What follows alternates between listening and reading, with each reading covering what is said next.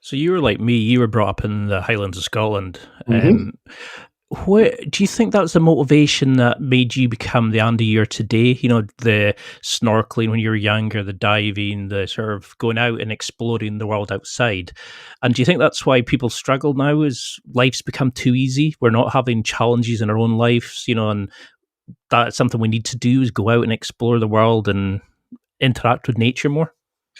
Yeah, I don't know if it's specifically the Highlands. I mean, yeah. I mean, it's like the question I normally answer is, "How did you get into the outdoors?" Like, well, I didn't get into it. It's just I lived in a bloody forest by a loch, so that was just what it was my garden.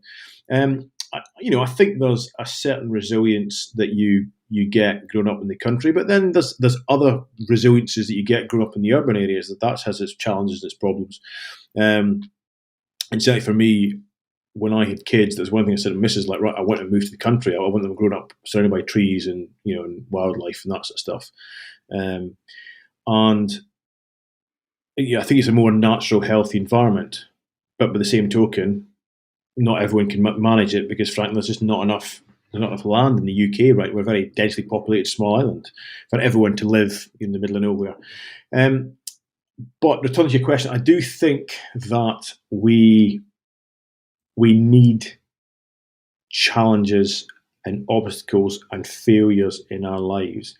It's not pleasant, and I've been through quite a number of them. But I think for starts, human beings were never designed to be happy all the time.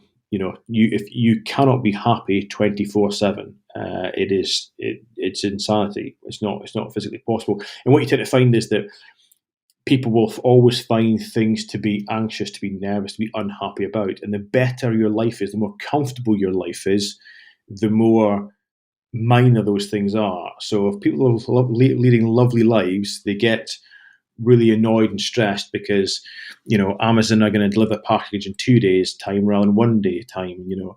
It was described to me once as uptown problems and downtown problems. Uptown problems is your Ferrari won't fit in your garage, or you get too many £100 notes to fit in your wallet, or your down encrusted shoes are making your feet hurt.